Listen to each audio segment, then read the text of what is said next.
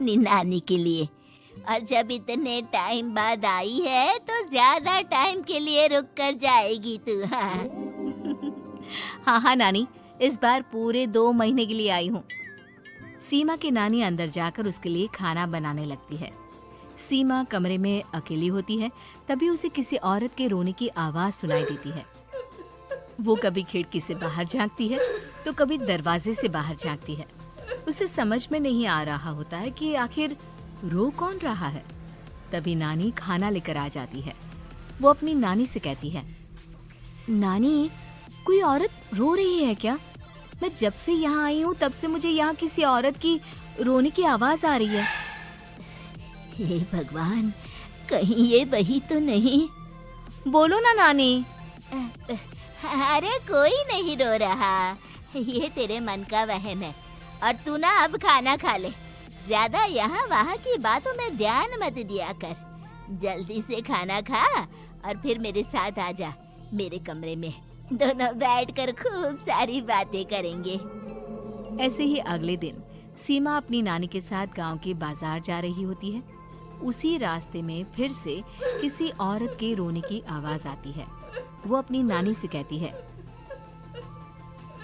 अरे नानी, क्या सच में तुम्हें अभी भी किसी औरत के रोने की आवाज नहीं सुनाई दे रही? मुझे किसी औरत की बहुत बुरी तरीके से रोने और चीखने की आवाजें आ रही है। मैं बहुत परेशान हूँ नानी, आखिर ये कौन है?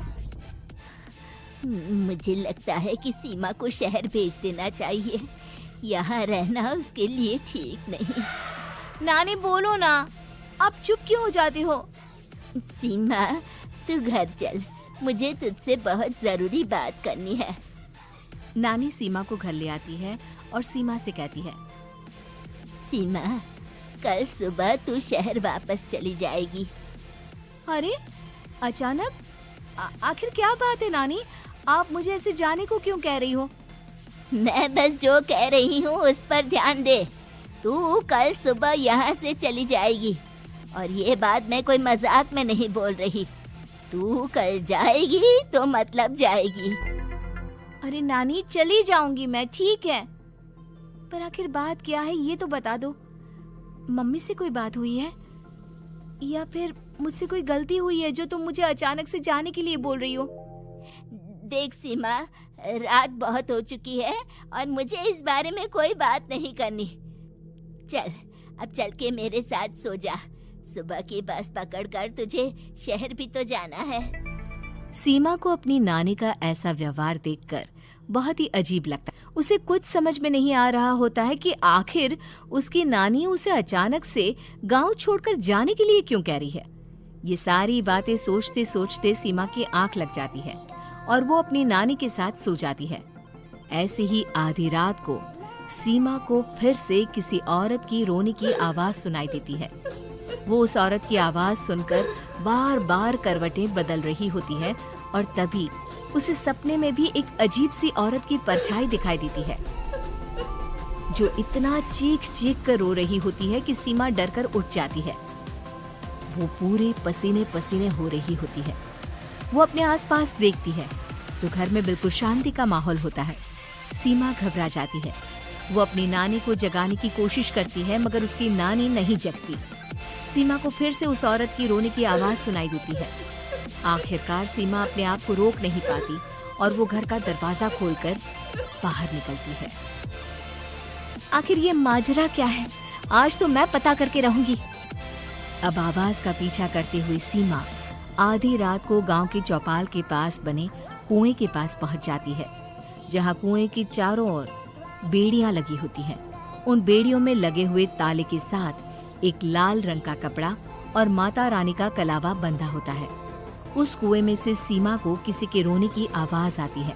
सीमा परेशान हो जाती है। इस कुएं में कौन है? कौन है यहाँ? सुनो, कौन है? कौन रो रहा है? वो चिल्ला चिल्ला कर पूछती है और साथ ही लोगों को जगाने की कोशिश करती है, मगर किसी को भी उसकी आवाज सुनाई नहीं देती। अब सीमा खुद उस कुएं के पास की बेड़ियों और तालों को खोलने की कोशिश करती है और किसी तरह कुछ देर की मशक्कत के बाद सीमा उसको खोल भी देती है और जैसे ही वो कुआं खोलकर उसके अंदर झांकती है, सीमा उस कुएं में गिर जाती है। इतने में उसकी नानी की नींद भी खुल जाती है और सीमा को पास ना देखकर नानी परेशान हो जाती है। नानी घबराकर पूरे घर में उसे ढूंढने की कोशिश करती है, जिसके बाद उसकी नानी और सभी लोग उस खूनी कुएं के पास जाते हैं और सीमा की नानी कुएं के पास खड़ी होती है। सभी गांव वालों और सीमा की नानी को सीमा के चिल्लाने की आवाज आती है। बचाओ, कोई मुझे बचाओ। मेरी बच्ची, हम आ गए, हम तुझे बचा लेंगे। नानी, मुझे यहाँ बहुत डर लग रहा है। यहाँ इंसान की कटी हुई मुंडिया, हाथ, पैर और कंकाल है और खून भी है। नानी, मुझे डर लग रहा है। आप सब मेरी मदद कीजिए, नहीं तो ये खूनी कुआं मेरी बच्ची को भी खा जाएगा। अरे मुझे तो ये समझ में नहीं आ रहा कि आखिर इस खूनी कुएं को खोला किसने। सालों पहले इसको इतनी मुश्किलों के बाद तांत्रिक बाबा ने बंद किया था। अरे पूरा गांव खूनी कुएं के बारे में अच्छे से जानता है, तो कोई भी जानबूझकर तो ऐसा करेगा नहीं। मतलब किसी ने अनजाने में इसे खोल दिया है भैया।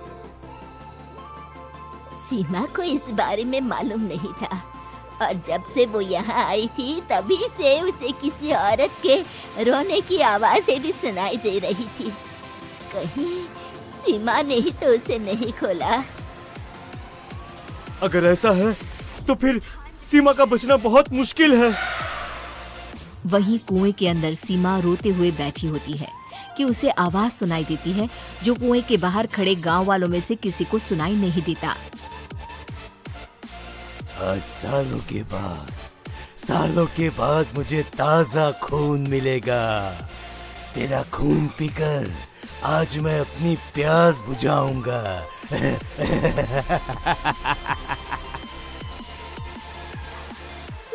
कौन है? मत मारो प्लीज, मुझे जाने दो प्लीज। मैंने किसी का क्या बिगाड़ा है? वो तुझे मरने के बाद पता चल ही जाएगा। जितने में गांव वाले और सीमा की नानी कुछ सोच पाते, उतने में उन्हें सीमा के चिल्लाने की आवाज आती है और अगले ही पल सब शांत हो जाता है। क्या हुआ? सीमा, मेरी बेटी। माफ करना बहन, लेकिन अब सीमा वापस नहीं आएगी। हमें एक बार फिर से कुएं को बंद करना होगा। गांव वाले तभी तांत्रिक को बुलाकर लाते हैं। एक बार फिर अपनी शक्ति से तांत्रिक बाबा उस कुएं को हमेशा हमेशा के लिए बंद कर देते हैं और वहां एक बोर्ड लगा दिया जाता है कि यहाँ आना मना।